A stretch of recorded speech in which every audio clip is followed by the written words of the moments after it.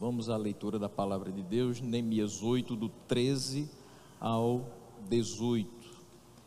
Vamos falar hoje sobre a festa dos tabernáculos, mas muitas outras coisas em relação ao que essa festa traz para a gente, o que esse texto traz para a gente. No dia seguinte, os chefes das famílias de todo o povo, os sacerdotes e os levitas, se reuniram com Esdras, o sacerdote, para estudarem as palavras da lei. Acharam escrito na lei que o Senhor havia ordenado por meio de Moisés que os filhos de Israel deveriam morar em cabanas durante a festa do 7º mês. Assim publicaram e anunciaram em todas as suas cidades e em Jerusalém, dizendo: saiam para os montes e tragam ramos de oliveiras, ramos de jambuzeiros, ramos de murtas, ramos de palmeiras e ramos de árvores frondosas, para fazerem cabanas, como está escrito. O povo saiu e trouxeram os ramos e fizeram para si cabanas, cada um no seu terraço e nos seus pátios, nos átrios da casa de Deus, na praça do portão das águas e na praça do portão de Efraim. Toda a congregação dos que tinham voltado do cativeiro fez cabanas e morou nelas, porque os filhos de Israel nunca haviam feito isto, desde os dias de Josué, filho de Num, até aquele dia. E todos estavam muito alegres. O livro da lei de Deus foi lido diariamente, desde o primeiro até o último dia da festa. Celebraram a festa durante 7 dias. No 8º dia, houve uma reunião solene, conforme estava ordenado na lei. Vamos orar.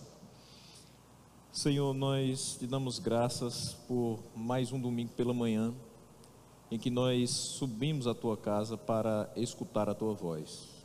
Que ela seja audível aos nossos corações, através da exposição das Sagradas Escrituras. Oramos no nome de Jesus. Amém.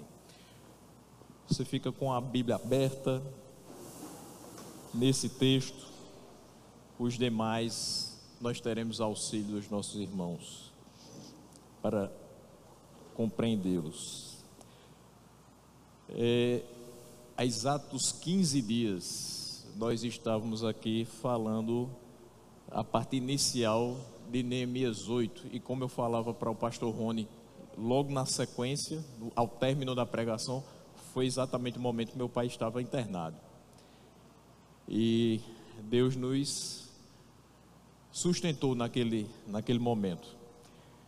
E nós falávamos naquele dia sobre o momento em que o povo se reuniu e pediu, e eu acho muito interessante, ao escriba Esdras para ler o livro da lei de Moisés. Perceba que agora o nosso texto começa falando que todo o povo, de todo o povo, os sacerdotes e os levitas se reuniram com Esdras, o sacerdote. Depois a gente vai falar um pouco sobre isso.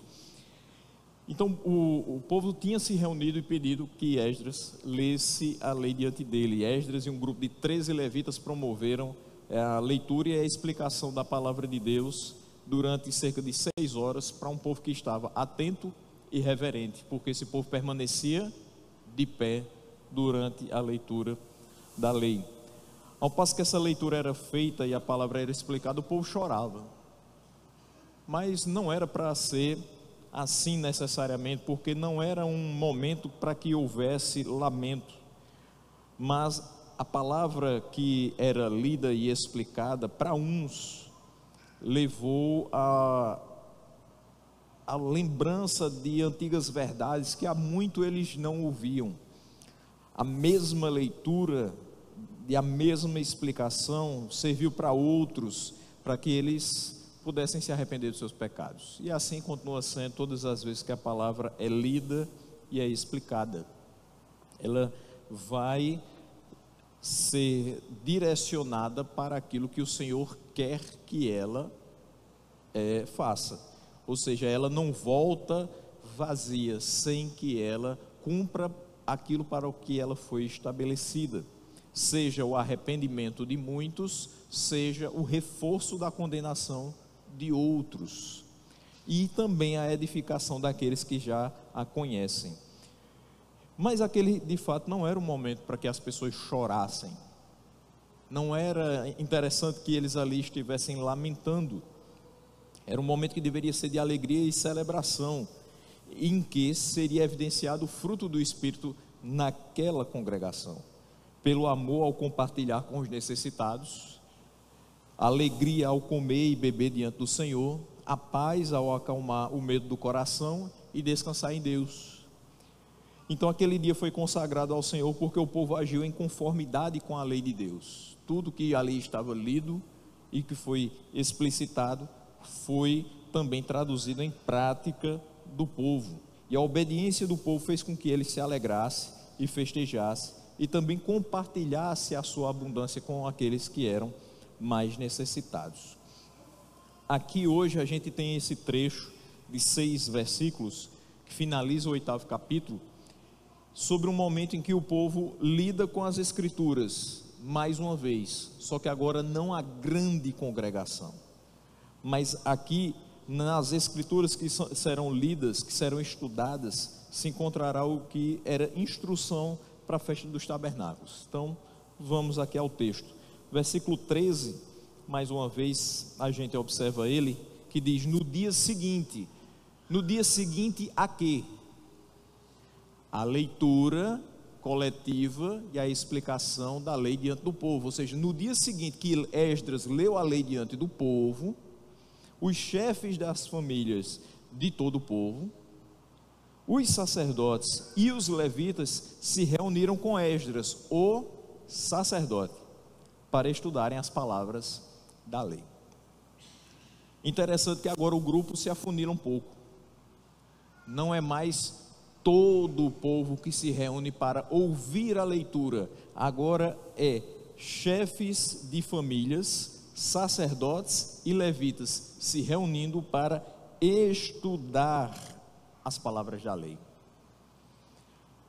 E uma coisa que é interessante, Esdras aqui é relacionado como sacerdote, ou seja, aquele que irá ensinar, aquele que irá conduzir esse estudo do livro da lei, das palavras da lei. É interessante que eu quero já chamar a atenção dos irmãos para uma primeira aplicação para a nossa vida sobre esse versículo. Porque que não é mais todo o povo, mas só uma parte daquele povo, exatamente aquelas categorias que são separadas aqui, chefes de famílias, sacerdotes e levitas, porque eles procuram um estudo aprofundado da palavra. O povo todo busca ouvir a palavra. Todos aqui vieram hoje buscar a palavra de Deus, ouvir a palavra sendo lida, sendo explicada, sendo cantada, sendo orada. Nós subimos à casa do Senhor para buscar a sua palavra. Mas há aqueles que são responsáveis por manter o interesse na leitura, por manter a meditação na palavra e por explicar ao povo o que é lido. Ou seja, nem todos nós aqui somos dotados da habilidade de nos aprofundar nas Escrituras e explicar o que elas trazem. É claro que todos nós somos chamados a anunciar a palavra do Senhor, mas nem todos se dedicam à observação mais detida, a mais detalhada, mais aprofundada das Escrituras. Há aqueles que vão se interessar, por exemplo, na Felic, em comprar livros devocionais, e aqueles que vão comprar comentários bíblicos. Isso é natural, porque existem sim aqueles que vão buscar o Senhor por meio daquelas mensagens, mas há aqueles que vão procurar saber, dentro daquelas mensagens, o que eu posso extrair de lições para a vida de outros irmãos.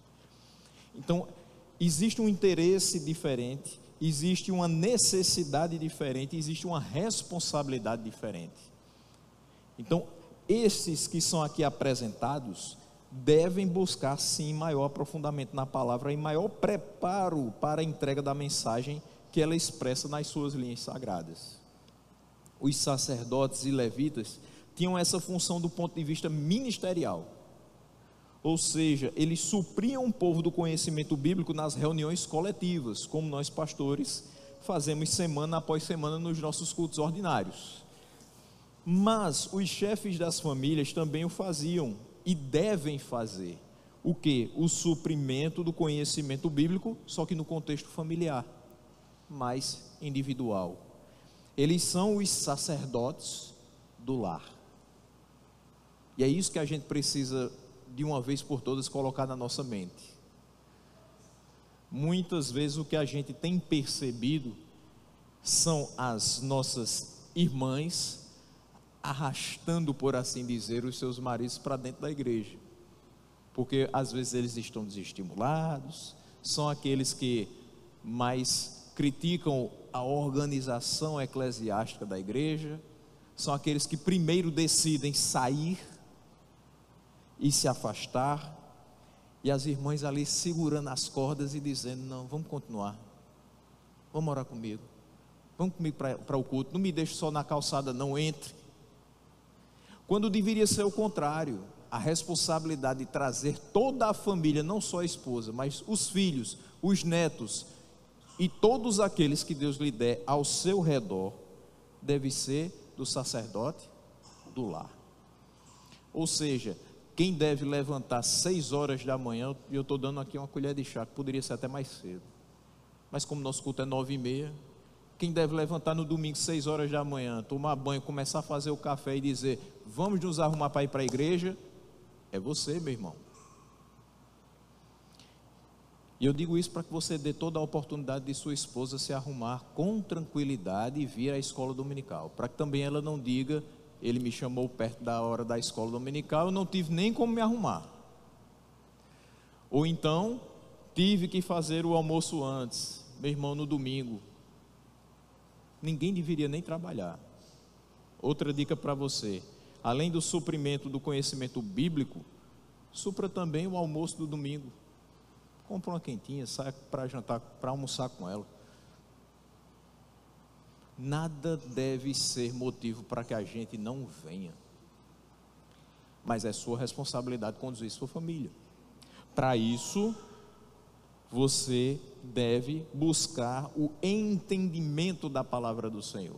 Você deve buscar pessoas que lhe alimentem com essa palavra e lhe deem subsídios para que você conduza a sua família. Por isso a importância desses chefes de família, sacerdotes e levitas, buscarem Esdras para estudar a palavra da lei. Então, os sacerdotes do lar têm o compromisso e o privilégio dado por Deus de nutrir as suas famílias na palavra, assim como os sacerdotes e os levitas. Hoje eu vou trazer a figura dos pregadores, dos pastores, dos missionários, têm o privilégio e o compromisso dado por Deus de nutrir as famílias da igreja com a palavra de Deus. Por isso essa atitude ser louvável e necessária, porque o povo havia voltado a obedecer a palavra de Deus, mas era interessante, era importantíssimo que eles continuassem permanecendo num progresso de crescimento espiritual. Para isso, você quer crescer espiritualmente, você precisa observar a palavra de Deus.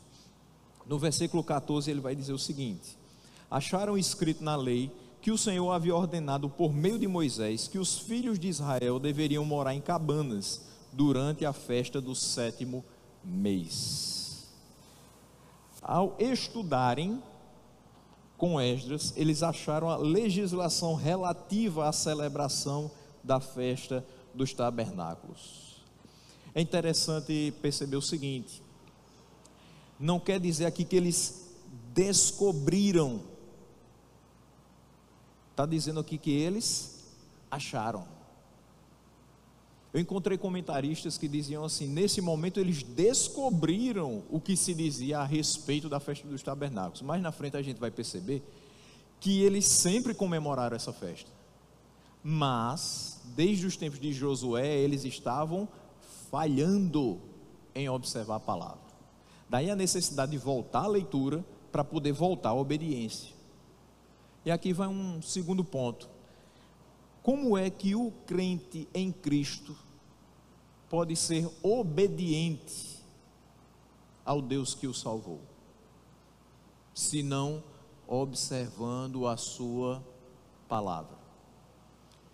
Eu preciso saber o que a palavra me diz com relação ao que deve ser a conduta de um servo do Senhor, para que aí eu busque obedecer a esta palavra. Se eu não souber a palavra, fatalmente eu vou agir de maneiras contrárias a ela, ou seja, eu desobedecerei ao Senhor. E a gente sabe muito bem, o texto de Deuteronômio 28 mostra para a gente a diferença entre obedecer ao Senhor e desobedecer a Ele. Então, não é a primeira vez que eles olham para aquele texto, mas estudando, procurando, passando por aquele texto que eles estavam estudando, eles param e observam a legislação relativa à celebração da festa dos tabernáculos. E de acordo com a lei, a festa dos tabernáculos ou tendas começava no dia 15 de Tisri, ou seja, 15 de setembro. A gente já falou sobre esse mês na outra ministração. Era principalmente uma festa de ação de graças. Veja, por isso que Esdras e Neemias exortam o povo no dia anterior, para que eles não chorem e lamentem, mas que eles celebrem, se alegrem e compartilhem a abundância entre os necessitados, porque era uma festa de ação de graças que estava muito próxima. Então no dia seguinte ele está mostrando isso para as pessoas: olha, vocês vão iniciar uma festa de agradecimento a Deus pela provisão na vida de vocês. E essa festa da colheita de outono fechava o ano agrícola e também celebrava a peregrinação dos israelitas pelo deserto. As tendas eram um lembrete de que os israelitas viveram em tendas durante a jornada de 40 anos do Egito à terra prometida. Daí festa das tendas. E onde é que a gente vai ter uma visão do que eles estavam lendo, do que era estabelecido ali? Levítico 23, 42 e 43. Vai aparecer aí para vocês. Durante 7 dias, vocês habitarão em tendas de ramos. Todos os naturais de Israel habitarão em tendas, para que as gerações de vocês saibam que eu fiz com que os filhos de Israel habitassem em tendas, quando os tirei da terra do Egito. Eu sou o Senhor, o Deus de vocês. Então, qual era a finalidade daquela festa, que durava 7 dias? Que as gerações que estavam vindo conhecessem a história de como Deus livrou o povo da terra do Egito, o fazendo habitar em tendas durante 40 anos, saindo do Egito até alcançar a terra prometida. Não era simplesmente uma festa de agradecimento por uma colheita, não era simplesmente uma festa de agradecimento pela provisão, mas era também uma festa de agradecimento pelo livramento, pelo resgate. A festa das tendas foi observada durante o período da monarquia. Então, a primeira questão, para mostrar que não foi a primeira vez que eles eram expostos àquele texto. Segundo Crônicas 8, 12 e 13.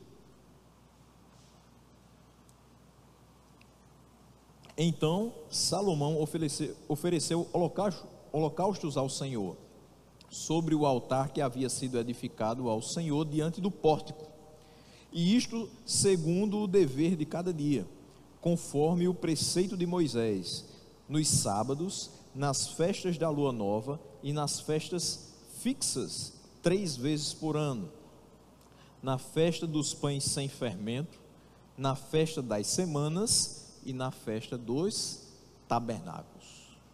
Tá aí as 3 festas físicas: festa dos pães sem fermento ou festa dos pães asmos. Então foi observado isso durante o período de monarquia, mas também no período pós-exílico. Esdras 3, versículo 4.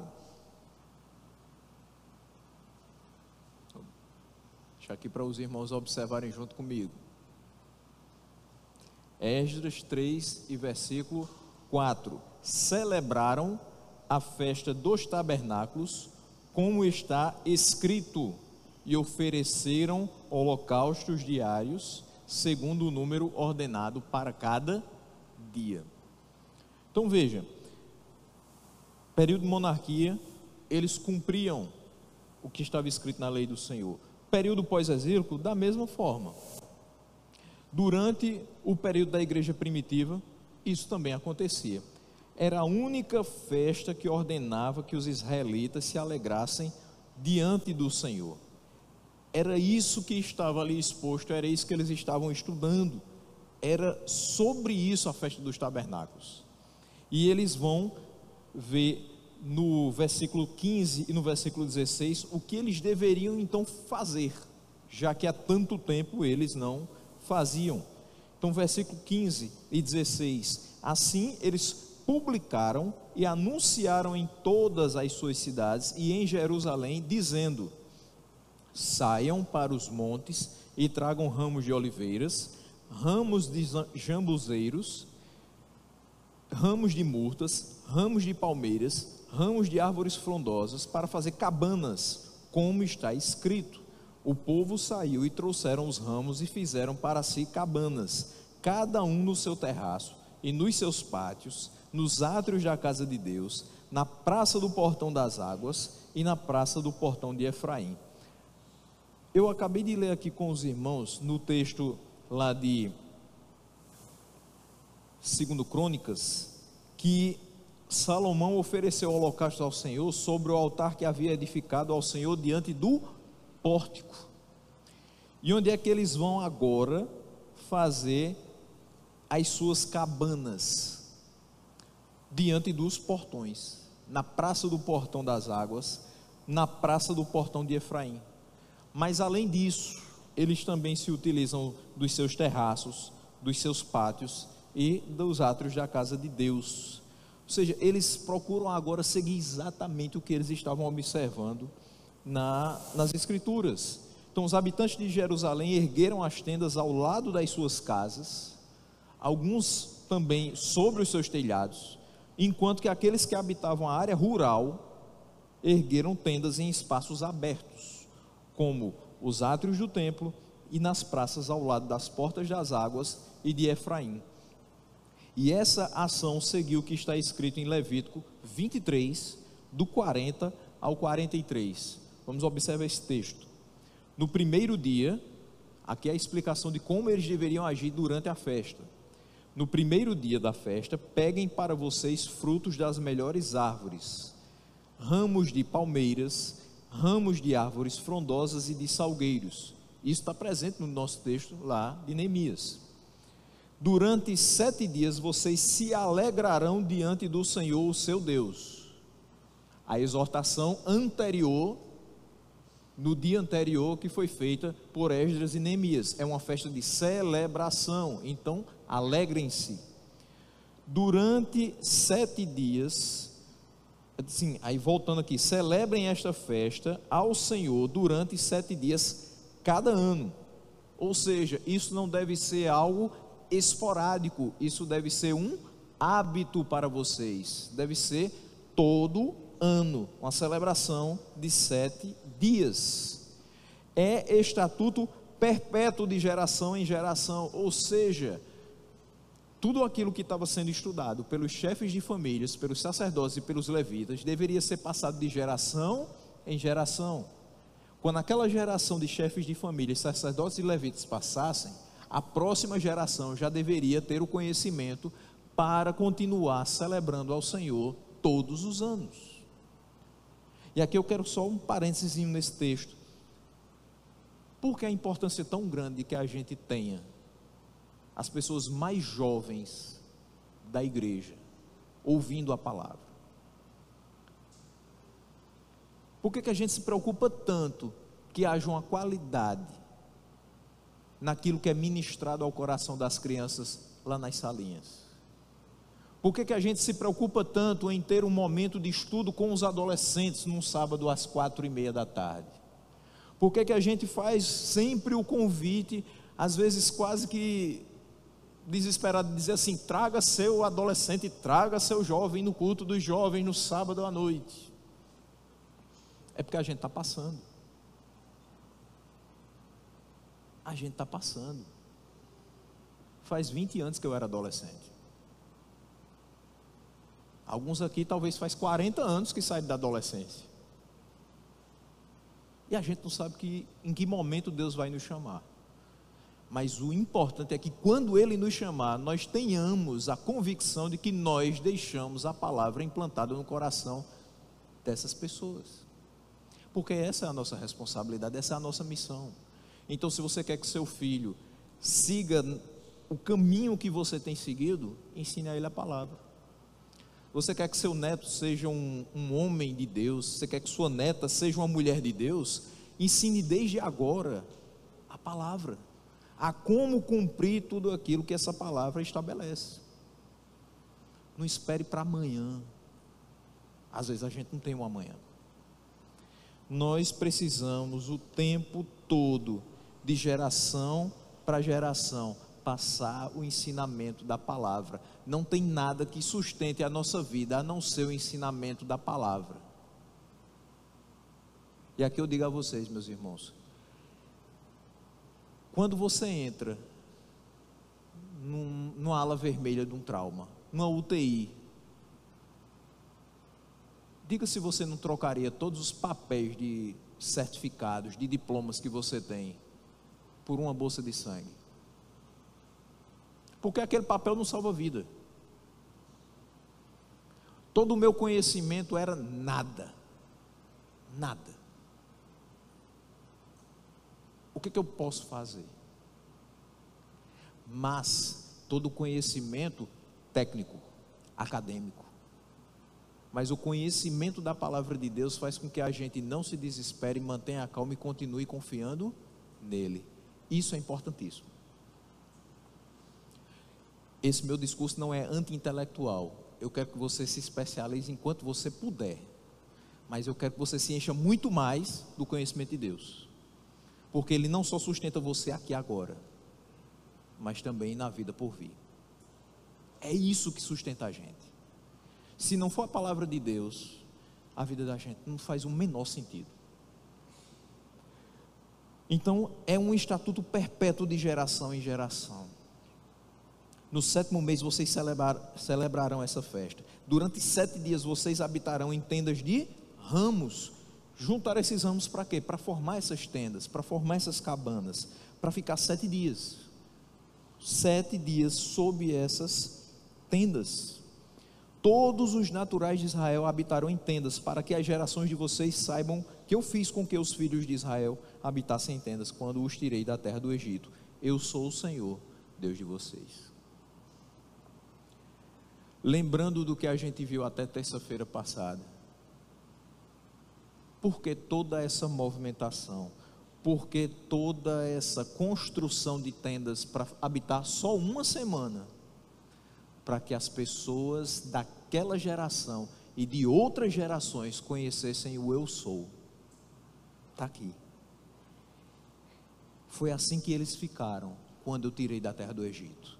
Eu sou o Senhor, o Deus de vocês. Para que eles lembrassem, nunca mais nós podemos ficar tanto tempo sem celebrar essa festa. Nunca mais nós podemos ficar tanto tempo sem a observação da palavra. Nunca mais nós podemos desobedecer ao Senhor como nós estávamos fazendo. Olha o que Ele fez com a gente. Ele livrou da terra do Egito. Ele deu para a gente de novo a dignidade, a identidade de um povo. Essa construção desses muros não era só uma fortaleza, não era só ter de novo aquela fortificação, era muito mais do que isso.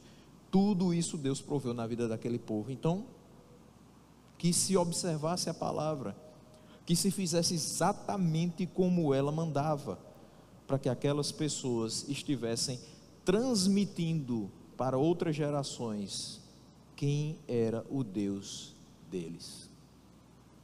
Quando a gente fala sobre o que acontece na nossa vida, quando a gente testemunha sobre o que Deus fez durante os nossos anos de vida, É essa a ideia que a gente tem. É de mostrar para os outros que ainda não tiveram as mesmas experiências, quem é o Deus que cuida de nós. E graças a Deus que nós passamos por experiências difíceis, porque depois a gente pode consolar outros que estão passando pela mesma coisa. Se Deus não nos desse experiências difíceis como deu a esse povo a experiência do deserto, eles não teriam condição, como nós hoje temos também, condição de dizer: tudo isso nós passamos, mas não passamos sós, porque o Senhor esteve conosco. Lembra do começo do livro de Neemias? Tobias se levanta, Sanbalat se levanta, Gesem se levanta, povos de outras localidades se levantam, mas Neemias continuava firme no propósito, porque ele dizia que a mão do Senhor estava com ele. Sabe por que você continua apesar das dificuldades? Porque a mão do Senhor está com você. Versículo 17: toda a congregação dos que tinham voltado do cativeiro fez cabanas e morou nelas, porque os filhos de Israel nunca haviam feito isso desde os dias de Josué, filho de Num, até aquele dia. E todos estavam muito alegres. Embora a festa das cabanas, ou festa dos tabernáculos, fosse celebrada primeiro, o povo não cumpriu o requerimento de acampar, um memorial do tempo gasto no deserto do Sinai. Através do estudo da Escritura, a negligência desse elemento é remediada de uma maneira que não ocorria desde os dias de Josué. Esse povo não acampou, ele simplesmente fez as cabanas e ficou lá os 7 dias. Fazia tanto tempo que eles não obedeciam, que eles queriam cumprir de alguma forma rápido. Desde os dias de Josué eles não faziam isso, mas eles precisavam. Saíram, subiram aos montes, trouxeram os ramos, fizeram as cabanas, ficaram ali. Todos os que tinham voltado do cativeiro fizeram as cabanas e moraram nelas. Por quê? Porque desde os tempos de Josué eles nunca haviam feito isso. Ou seja, para aquela geração, essa instrução para a festa dos tabernáculos não era uma novidade, mas a obediência à instrução era sim uma novidade, porque eles nunca haviam feito isso. Tinha gente aqui que estava aprendendo agora, que deveria fazer isso todos os anos, de geração em geração, e que era um estatuto perpétuo. Qual o resultado dessa obediência? Qual o resultado desse momento de sair, trazer os ramos, formar as tendas, habitar nelas 7 dias? O resultado foi grande alegria, e todos estavam muito alegres. Quando o povo escuta de novo a lei de Deus, o que acontece com ele? Choro. Quando o povo estuda a lei de Deus e começa a obedecer novamente, riso. Quando nós desobedecemos ao Senhor e esquecemos o poder que a sua palavra tem, nós nos encontraremos em muitas situações de choro. E um choro que vai durar, às vezes, anos.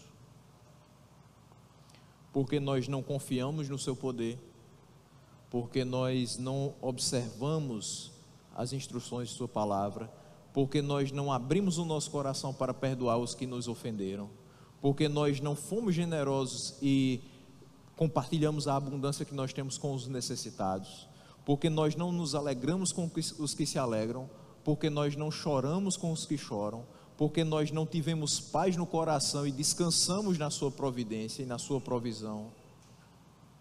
Tudo isso vai nos causar choro.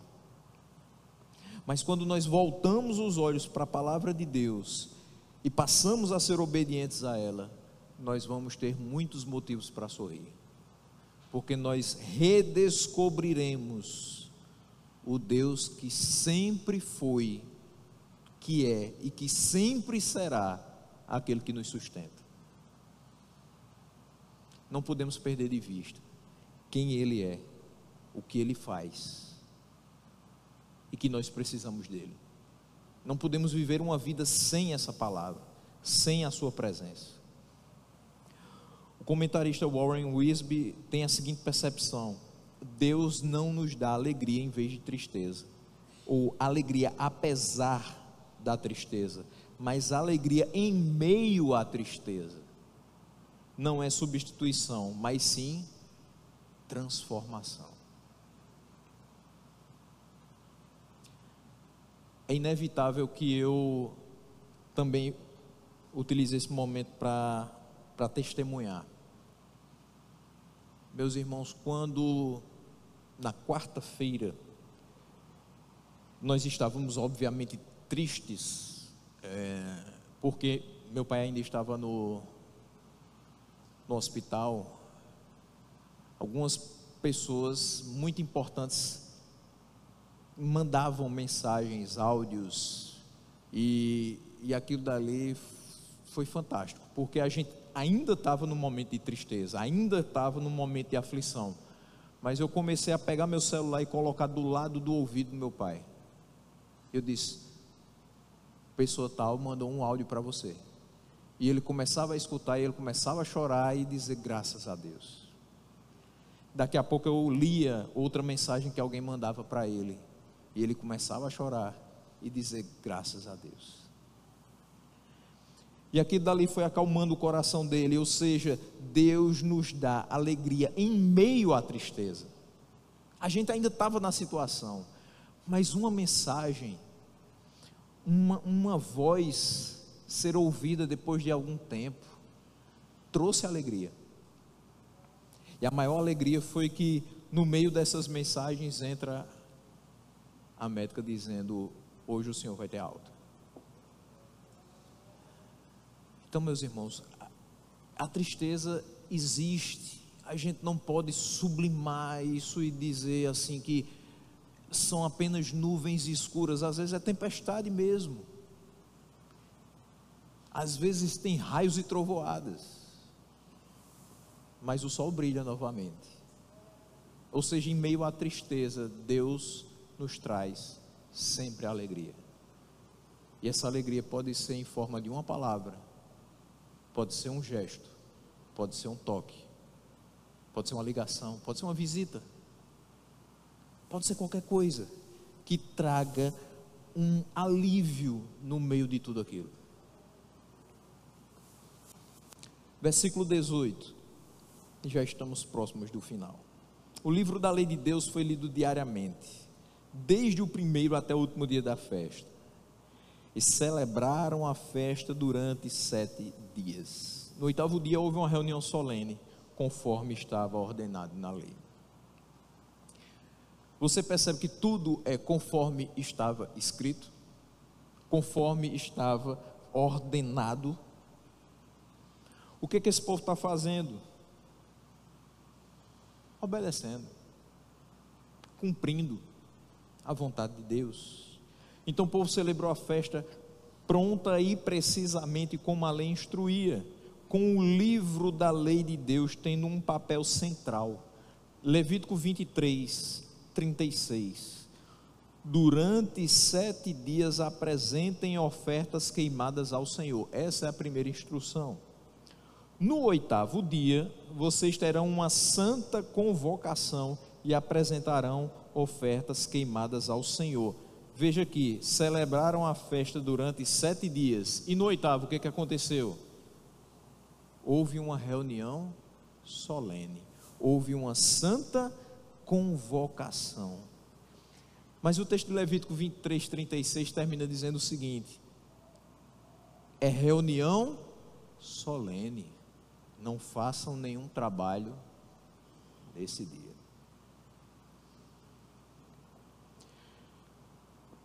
Eu sei que é difícil. Falar da minha posição talvez seja mais fácil. Mas eu gostaria de não ver nenhum filho de Deus trabalhando dia de domingo. Seria maravilhoso. Eu tive, durante 6 anos mais ou menos, a dificuldade de conciliar o trabalho de Angélica no jornalismo com o ministério. Porque domingo sim, domingo não, ela tinha que estar de plantão fazendo notícias. E eu me lembro que às vezes eu estava organizando a congregação para começar a escola dominical e ela estava dentro do quarto com o computador ligado fazendo notícias. Eu dizia, mas nem hoje. E quantas vezes a gente entrou nesse conflito de interesses mesmo, o meu interesse de que ela estivesse comigo e o interesse dela de fazer o trabalho dela. E eu dizia, Deus vai nos livrar disso. E Deus livrou. Desde 2020 ela não trabalha mais dia de domingo. Mas teve que haver paciência. Teve que haver. Mas veja o seguinte, se eu for olhar minha vida 2020 e olhar hoje 2025, eu prefiro a de hoje. Hoje a gente vive bem melhor do que vivia naquela época. Talvez ela não receba o que recebia, mas a gente não tem a dificuldade de ter que escolher entre o trabalho e o serviço da casa do Senhor. Hoje eu posso estar aqui ministrando e ela também com as crianças. E isso para mim enche o coração de alegria. Porque foi para isso que a gente foi chamado. Eu sei que o sustento nos nossos dias tem sido cada vez mais difícil. Você tem um emprego que lhe dê todas as condições de você trabalhar só de segunda a sexta ou de segunda a sábado, é bem complicado. Às vezes você tem que pegar um extra, às vezes você tem que ter 2, 3 empregos. Ok. Mas a gente foi feito para trabalhar 6 dias e descansar 1. A escala 6x1 não é obra da CLT e nem deveria ser discutida no Congresso Nacional. A escala 6x1 foi inventada por Deus quando criou o mundo.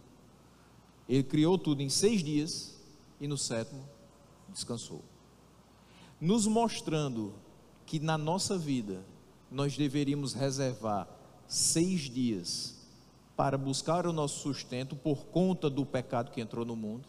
Então, do suor do nosso rosto, tirar o nosso sustento durante 6 dias, mas descansar no 7º e principalmente dedicar a Ele todo esse dia. E o que é que a gente faz?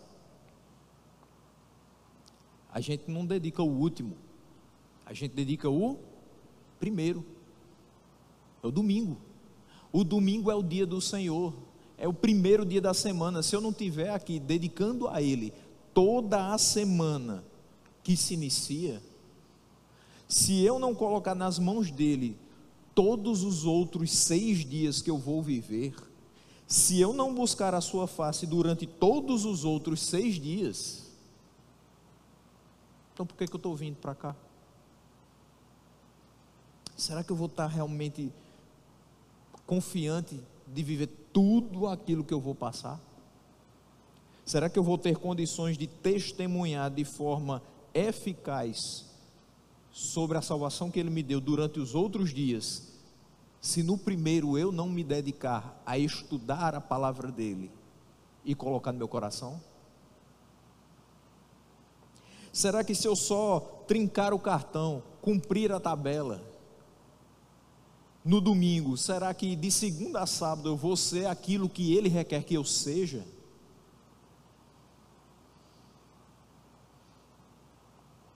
Meus irmãos, o domingo tem que começar com oração, com leitura da palavra, com meditação, com os louvores invadindo os seus ouvidos, com essa palavra subindo à sua mente e ao seu coração, e deve terminar do mesmo jeito, e durante todo o dia tem que estar presente. você toma café ouvindo a palavra, você almoça ruminando o que foi exposto na escola bíblica dominical, você passa a tarde se preparando para vir à casa do Senhor, para fazer aquilo que Ele quer que você faça, que Ele ordena que você faça, mas que você deve fazer não como uma obrigação, mas como um prazer. E aí, que o seu jantar, que o seu final de dia seja também refletindo sobre aquilo que foi falado. Esse é um dia do Senhor ideal. Eu sei que muitas vezes a gente sai daqui e já vai fazer compras, já pensa no almoço, de tarde a gente já está organizando que vai trabalhar amanhã, de noite quando a gente sai daqui a gente talvez vá comer alguma coisa com os amigos, e aí a gente não fala nada do que foi falado no culto. Eu sei que esse é o nosso natural, mas o ideal não é isso. O que eu quero chamar a atenção de vocês é que é uma santa convocação que nós temos todos os dias que nós viemos para cá. Nesse dia a gente não deve pensar no que vai acontecer amanhã. Eu tenho muita coisa para fazer amanhã, mas não quero pensar sobre isso, porque senão isso vai ofuscar aquilo que Deus quer falar ao meu coração hoje. Se eu ficar pensando no trabalho que eu vou ter amanhã a partir de 7 horas da manhã, eu não chego às 18h30 pensando nesse ato memorial tão importante e que demorou mais de um mês para chegar de novo. Eu não vou pensar no sacrifício que foi feito em meu favor, em seu favor. Eu vou pensar em planilhas, eu vou pensar em atividades, eu vou pensar nos meninos que vão estar correndo pela escola. Isso amanhã eu faço, basta cada dia o seu mal.